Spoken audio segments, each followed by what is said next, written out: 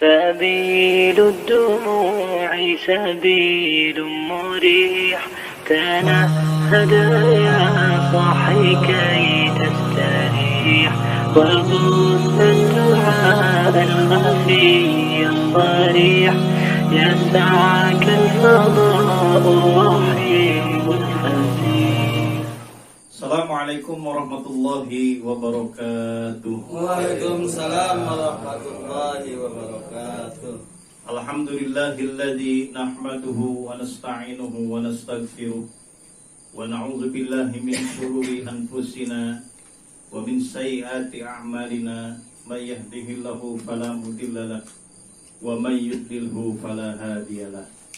Ashhadu an la ilaha illallah wahdahu la syarika lah wa ashhadu anna Muhammadan abduhu wa rasuluhu la nabiyya ba'dah.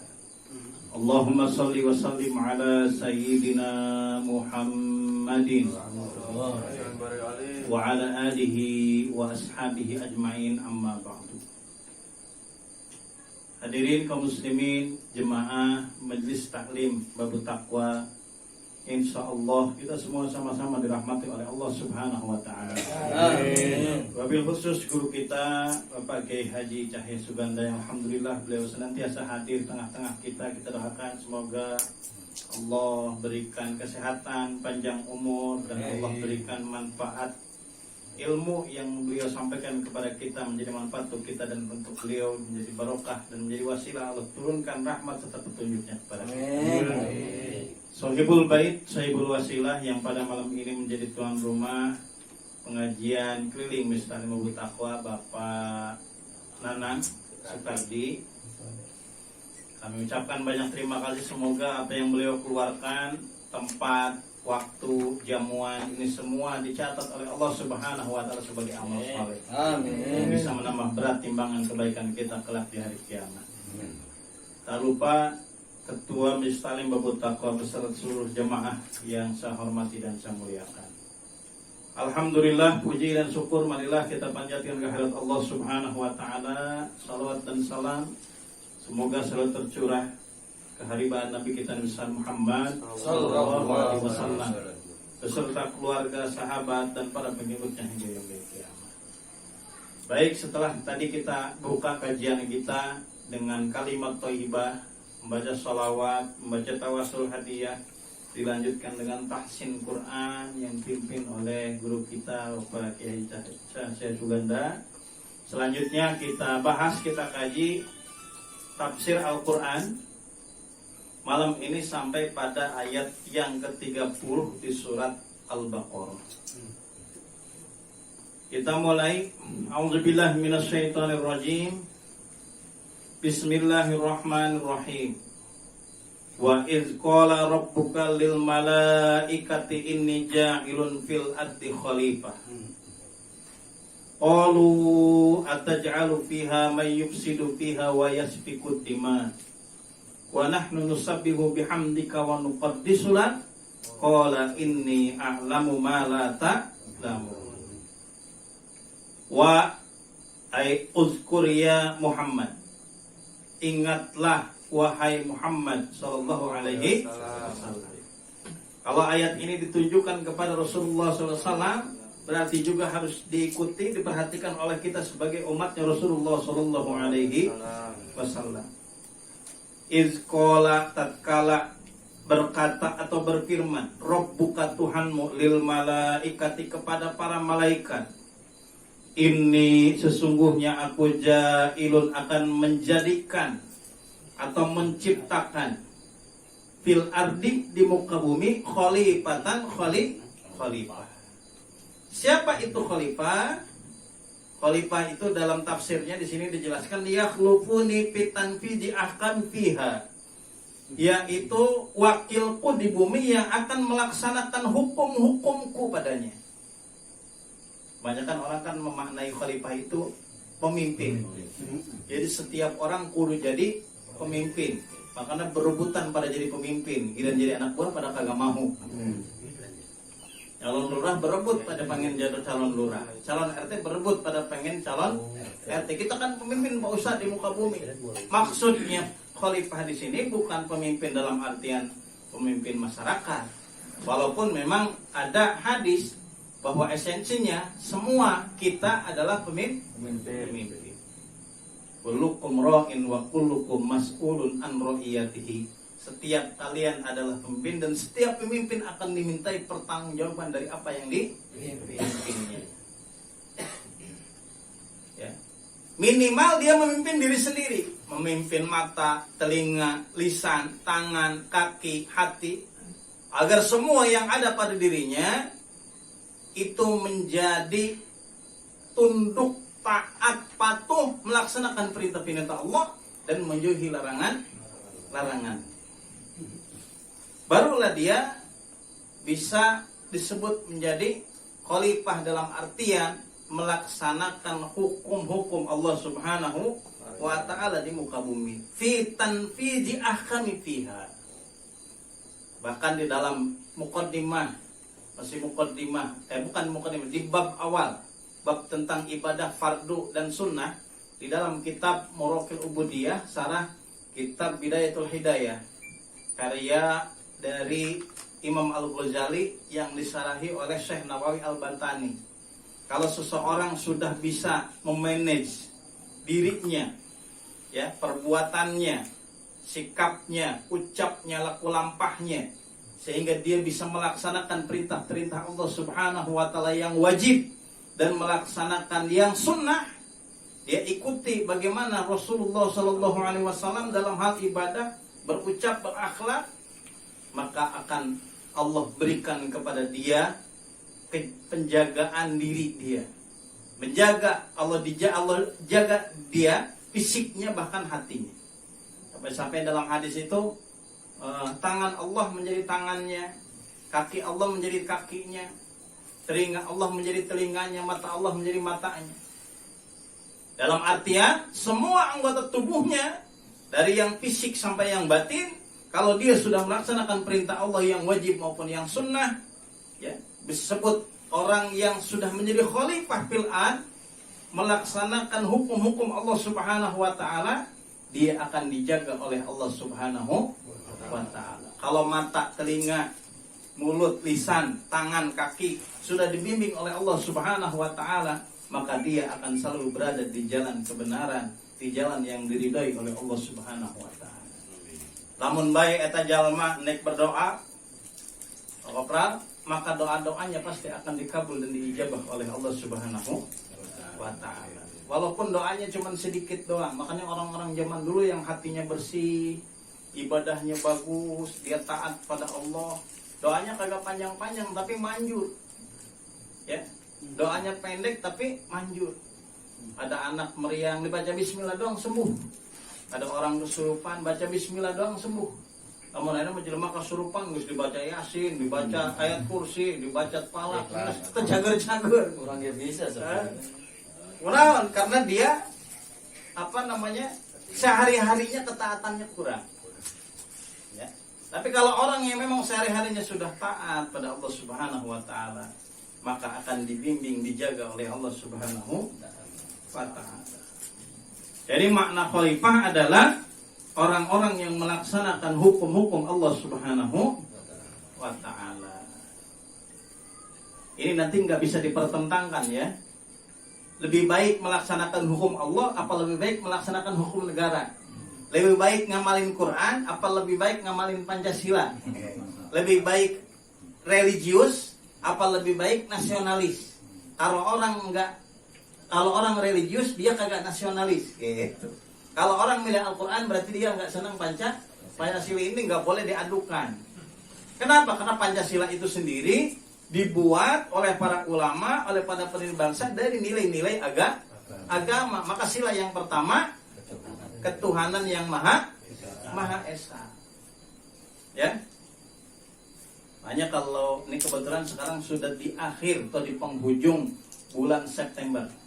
Biasanya di penghujung di akhir bulan September, di awal bulan Oktober kita selalu diingatkan oleh peristiwa yang tragis yang dialami oleh bangsa Indonesia, yaitu terjadinya peristiwa gerakan 30 September yang dilakukan oleh komunis.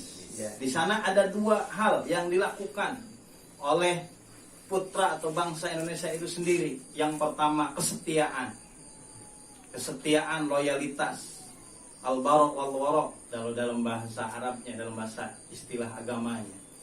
Kesetiaan dan loyalitas kepada negara, kepada agama yang di situ dilakukan, diperjuangkan, diperlihatkan oleh para pahlawan revolusi, para jenderal yang menjadi korban. Yang satu lagi pengkhianatan yang dilakukan oleh komunis. Nah, itu bisa kita lihat tuh, bagaimana yang menjadi korban itu mempertahankan negaranya. Dia cinta tanah air, cinta NKRI, dia nasionalis, dia juga melaksanakan agamanya masing-masing. Siapa dia? Wahwa Adam, dialah Nabi Adam alaihi salam beserta anak keturunannya. Qalu, tatkala Allah berfirman seperti itu, qalu, para malaikat berkata, ataj'alu fiha ma yufsidu fiha. Ataj'alu, apakah engkau akan menjadikan fiha, di muka bumi, ya manusia sebagai khalifah, mayyufsidu fiha, sedangkan di antara mereka ada yang berbuat kerusakan. Caranya gimana? Bil ma'asi, dengan berbuat maksiat, wa yasfikud dima, atau menumpahkan darah. Ya, ataj'alu fiha, alifnya di situ alif istifham, sama seperti hal, apakah. Mereka menumpahkan darah. Ayurikuna bil qatli kama fa'ala banul jan, yaitu mengalirkan darah, menumpahkan darah dengan cara saling membunuh, seperti yang dilakukan oleh Banul Jan, nenek moyang atau bapak moyang jin. Wa kanu fiha, yang dulu sudah ada, diciptakan oleh Allah Subhanahu wa taala sebelum diciptakan Nabi Adam. Makanya malaikat ngomong kayak gitu pasti udah kejadian. Ya, udah kejadian dulu sebelum Nabi Adam, sebelum manusia diciptakan, bumi ini sudah diisi oleh makhluk Allah, oleh hamba Allah selain manusia, yaitu jin-jin. Dalam riwayat dijelaskan jin itu sudah hidup 80.000 tahun. Ya. Kalau tahun Masehi sekarang berapa tahun? 2000 ya. Ini 80.000 tahun, berarti udah lama.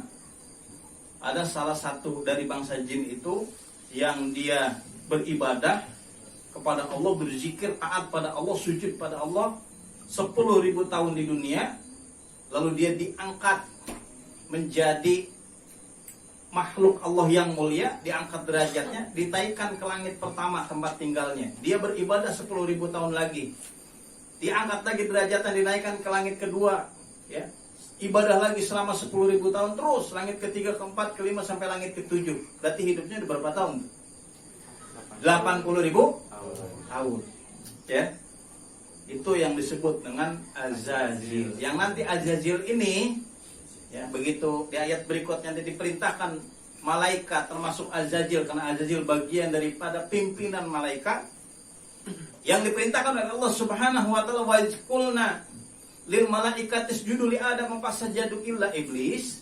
Iblis yang enggak mau sujud itu adalah Azazil, yang sudah beribadah kepada Allah, yang diangkat derajatnya, yang mulia, dimuliakan oleh Allah Subhanahu wa taala, tapi tidak mau bersujud kepada Adam. Bitahiyah, sujud dalam arti menghormati, memuliakan, bukan menyembah. Saya sering menyampaikan kan, sekarang sering jadi polemik permasalahan di kaum muslimin, ngangkat tangan, menghormat bendera, halal apa haram? Boleh apa kagak? Boleh. Ada yang mengharamkan, nggak boleh itu, nggak boleh disembah bendera. Bendera nggak bisa berbuat apa-apa. Lalu kita juga kagak nyembah, kagak minta ke bendera. Kita ngangkat tangan, menghormat itu menghargai, menghormati, bukan menyembahnya. Walaupun kagak ngangkat tangan, tapi kalau kita meyakini ke suatu benda yang dia benda itu bisa memberikan maslahat dan mudarat kepada kita, itu sama aja musyrik-musyrik juga. Ya. Assalamualaikum, karena musim Covid, salam mana kieu.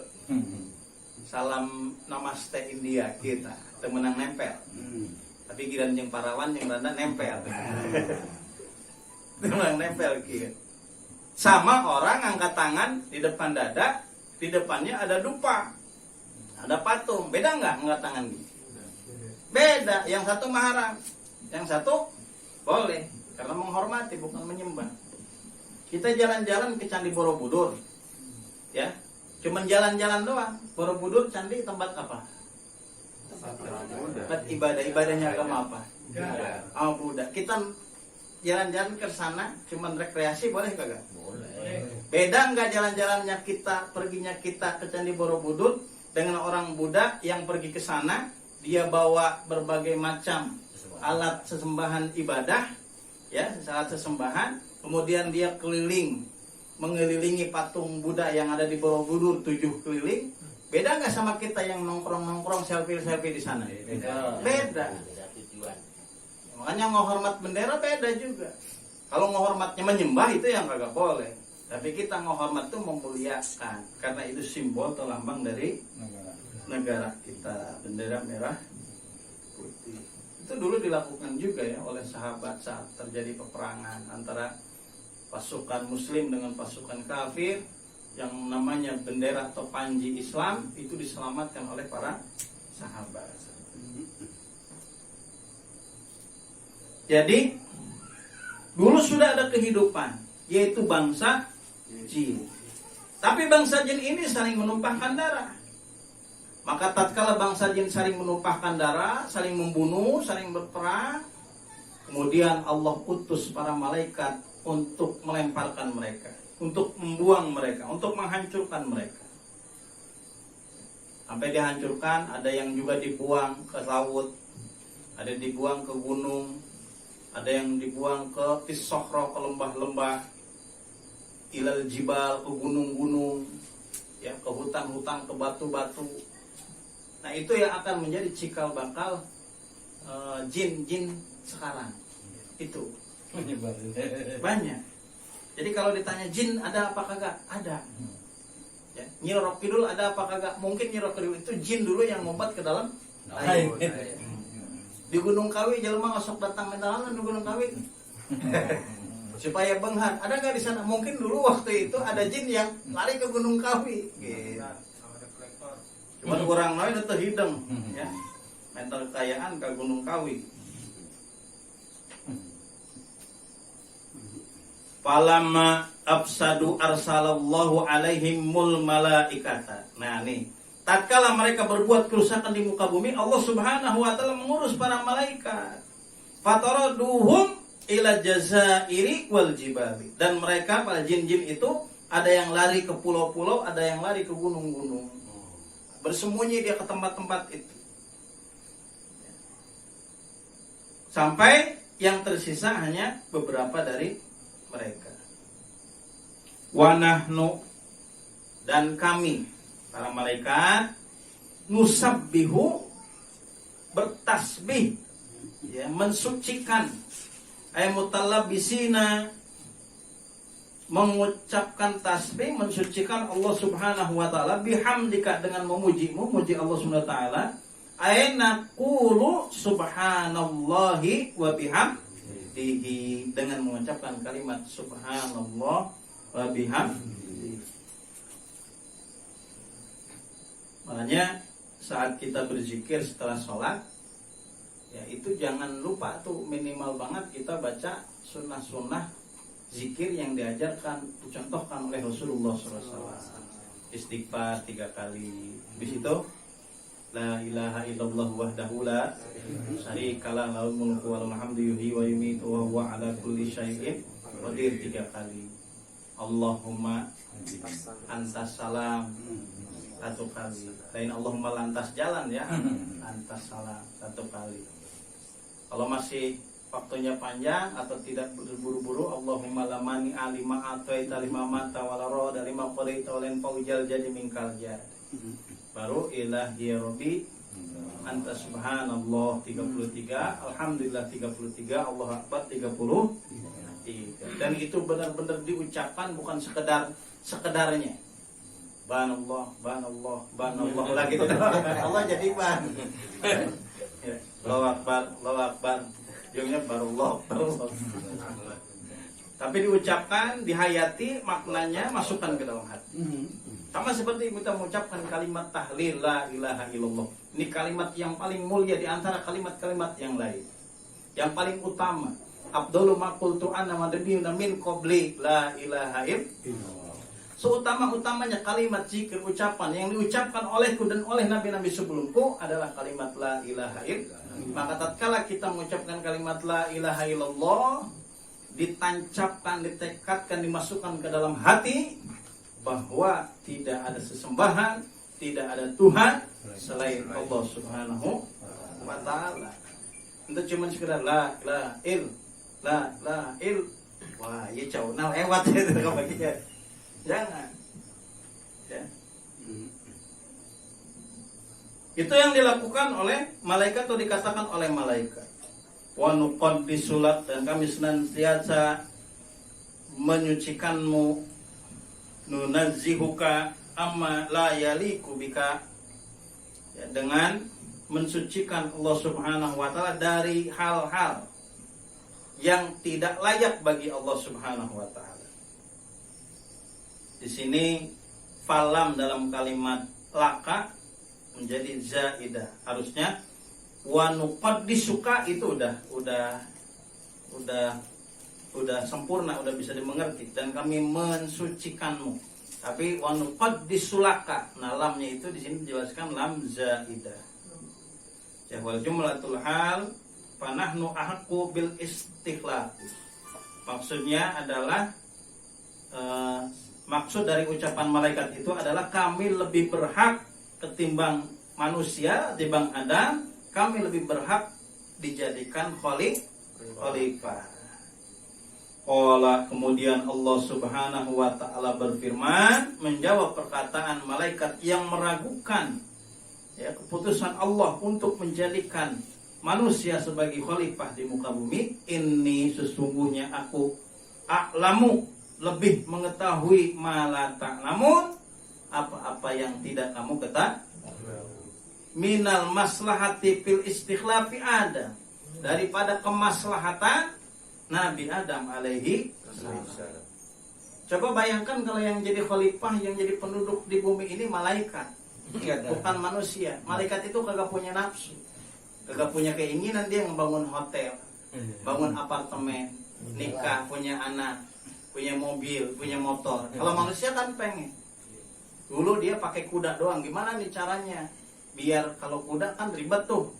Ya, kadang ada capeknya, ada lelahnya, ada istirahatnya. Oh, dia bikin motor, bikin mobil. Ini rumah makin lama, tempat makin kecil, makin sempit. Gimana caranya? Ditaikin ke atas. Bahkan di Jepang itu ada sawah yang ditingkat. Di lantai 1 pohon apa, lantai 2 pohon apa, atau di lantai 1, 2, 3 itu rumah, nanti lantai atasnya sawah. Kalau orang makan sawah, kudu ke sawah kan? Sawah. Ya, namun hujan lo bateng banjir, sawah nanti jadi panen. Namun hujan kering, nanti jadi panen deh. Ya. Jadi tidak ada perkembangan teknologi, kemajuan, perkembangan zaman tidak ada. Makanya di situ ada kemaslahatan, ya, dan Allah lebih tahu dari para malaikat tentang kemaslahatan itu. Wa anna, dan sungguh memang, ya, zurriyatahu fihim al-muti'u wal ma'asi.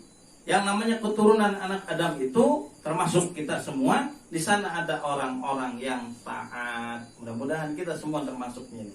Wal ma'asi, ada juga orang-orang yang bermaksiat. Fayanzurul adlu bainahum, justru nanti bisa dilihat, bisa diperhatikan keadilan yang ada di antara mereka. Faqalu lan yakhluqu rabbuna khalqan akrama alaina minna wa a'lama liyaskina lahu wa ru'yatina ma lam yarahu.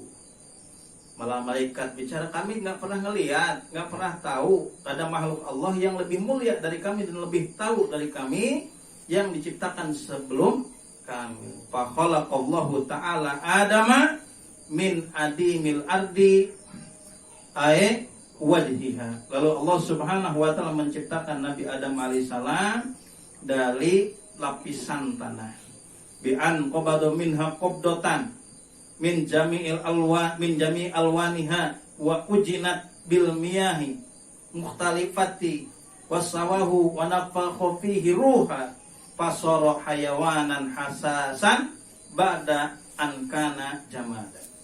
Diambil dari lapisan tanah, kemudian dibentuk di di sini wa ujina, diaduk bil miyah dengan berbagai macam air mukhtalifah yang berbeda.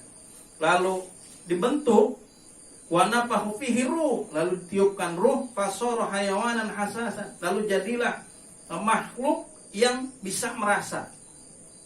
Sebelumnya hanya benda yang mati. Itulah penciptaan Nabi Adam alaihi salam dari saripati tanah. Walaupun kita dari saripati tanah, tentunya kita berbeda dengan tanah-tanah yang ada sekarang. Sama dengan jin yang Allah ciptakan dari api, beda dengan api-api yang ada sekarang atau api yang ada di neraka. Ada orang yang pakai logikanya ngomong, Pak Ustadz, bukankah jin itu, setan itu dari api? Ya. Nanti dia di neraka akan dibakar sama api, bukan?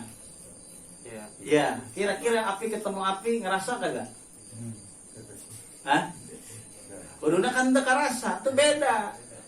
Manusia juga sama, dari tanah. Bata dari tanah bukan? Manusia dari tanah bukan? Namun huru-hurang digetok pakai bata gitu.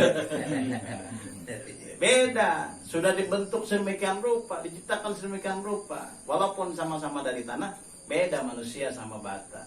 Walaupun sama-sama dari api, beda dengan api yang di neraka dengan api yang asal muasal jikal bakal daripada penciptaan jin atau setan. Allahu a'lam bishawab. Ilaihil marji'u ma'ad. Kita lanjutkan di ayat 31 di pertemuan yang akan datang. Kesimpulannya, manusia adalah makhluk yang mulia yang Allah ciptakan sebagai khalifah, hamba Allah yang melaksanakan hukum-hukum Allah Subhanahu wa ta'ala.